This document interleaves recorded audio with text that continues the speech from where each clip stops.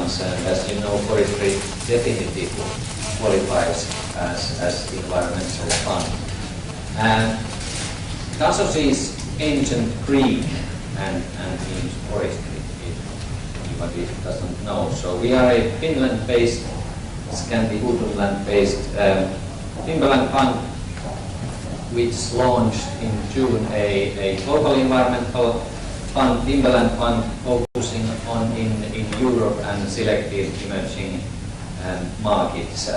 My background is from pension funds and selected sovereign wealth funds. So after 15 years of CIO, I started as an entrepreneur. And the funny thing is that being a CIO or an entrepreneur have a similar type of cash flow profile. Just the front sign as an entrepreneur is different. Finland, of course, as a forestry country, has a couple of centuries of experience with professional forestry management, and being a Nordic player in this front gives excellent knowledge. So my purpose of the presentation is to try to show to you that money does grow in trees. So what is the general type of attraction with timberland for institutional and long-term investors? I mean, obviously we are talking about true natural diversification, which is coming with low volatility and zero type of a correlation. The returns what you can achieve here are 10 plus type of a things, but they come with unique characteristics. And I like to describe in many times that this is a little bit like investing into a floating rate coupon, an illiquid one, but with a private equity type of a tail. So trees do grow, whatever happens in the financial markets, and then you sell the annual growth of what you hold. And of course you have a little bit of fluctuations on the wood prices, but the biological growth is extremely predictable. For example, in a Nordic timberland fund or Nordic forest, you know each hectare for decades going forward how many cubic meters of logs, pulpwood and energy wood you will be getting out of it. The price, of course, is uncertain, but the history is showing that the wood prices do vary in a very narrow band. So this is an investment asset class where it's enormously difficult to make a loss. And the opposite side of course is that you don't double your money, but you can get very stable type of a return profile. And naturally the diversification effect is there, and the history has proven that any real asset comes also with good inflation hedge. The thing which people have started to understand in the near term future is that this is a true social responsible investment. Trees do consume carbon, they produce oxygen, and for example, once you harvest your tree and convert it into this type of a wood panels, you can store your carbon here. And if we look at the clean tech funds, which have raised, one of the statistics I recently saw was 130 billion. When you think about climate change and forestry, 20% of global carbon emissions are coming from deforestation, and I bet that none of these clean tech investments will be as good match against the climate change as a forestry investment will be. And besides, stopping the deforestation isn't actually very expensive. Now, how do you make money with timberland? Here's a simple picture of a cycle. What happens when you have timberland? Somebody needs to plant trees. This is of a Nordic kind of time rotation cycle. The good part, of course, is that not always you will have to wait for 100 years to get your final felling income. Eucalyptus goes around in 7 years, and the best acacia plantations in Southeast Asia can manage the same rotation in 4 to 5 years. But nevertheless, the technique is the same. You plant the trees, you do some thinnings here and there, get your first parts of energy wood, go more forward in a way that your timberland is maturing. You start getting pulpwood, more and more timber, and in the end your cash flows are dominated by timber, i.e. logs. And this used to be the case of your revenue patterns until the last 10 years ago. After that, what's called non-timberland revenues have started to become more effective. In the US, people talk about higher or better use of forest, which of course means close to real estate development. You buy large plots of lands, you sell part of it. In the southern hemisphere, though, the new thing is that forestry, of course, can come with carbon credits. So far, it's not yet very common. It's difficult to get those carbon credits. But with the right type of knowledge and volume, you can add and complement your return profile through carbon credits. In Europe, the new thing has been that 10 years ago, you didn't get any price of your energy. Today, you can add 1 to 2% with the current bioenergy prices of your returns through bioenergy. And of course, here the development is still at its early stages, and I will bet that the slice of your bioenergy related income will increase going forward. There's also good possibilities with conservation income. Any larger block of timberland can come with, for example, swamps and other type of areas which can generate your environmental income, and there is hard proof of that already today. And there's these timberland investments come with very different types of cash flow profiles. Age diversification is a concept we like to talk about. You want to construct your portfolio in such a way that you are not concentrating on certain vintages when you are selling your wood, because then you are more exposed to wood prices.